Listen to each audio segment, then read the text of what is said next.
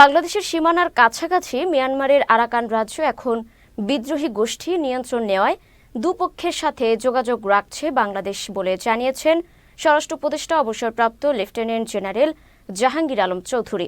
সোমবার দুপুরে কক্সবাজারের টেকনাফ সীমান্ত এলাকা পরিদর্শন শেষে সাংবাদিকদের প্রশ্নের জবাবে তিনি এসব কথা বলেন। তিনি আরও বলেন, বাংলাদেশ সীমান্ত পুরোপুরি বিজিবির নিয়ন্ত্রণে। স্থানীয়দের ভয় না পেতে অনুরোধ করেছেন তিনি। পরে টেকনাফ ২ বিজিবির ব্যাটালিয়ন কর্মকর্তাদের সাথে বৈঠক করেন। এরপর টেকনাফের কয়েকটি সীমান্ত পয়েন্ট পরিদর্শন করে সার্বিক পরিস্থিতি পর্যবেক্ষণ করেন। এ সময় উপস্থিত ছিলেন বিজিবির মহাপরিচালক মেজর জেনারেল মোহাম্মদ আশরাফুজ্জামান সিদ্দিকী সহ অনেকে। আমাদের ২৭১ এই কিলোমিটার আমাদের বর্ডার, যেটা কিছুটা নদীপথ এবং কিছুটা স্থলপথে, এটা এখন পুরোটি আরাকান আর্মির দখলে আছে। কিন্তু দেশটা আবার মিয়ানমারের।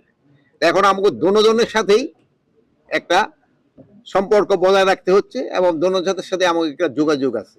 আর এই এলাকার যে বললেন যে এখানে অন্য কোনো সমস্যা নাই, আর অন্যান্য সব বাহিনীগুলি বিজিবি সহ তারা সব সময় খুব সজাগ আছে, আইন শৃঙ্খলা যেন সব সময় ঠিক থাকে।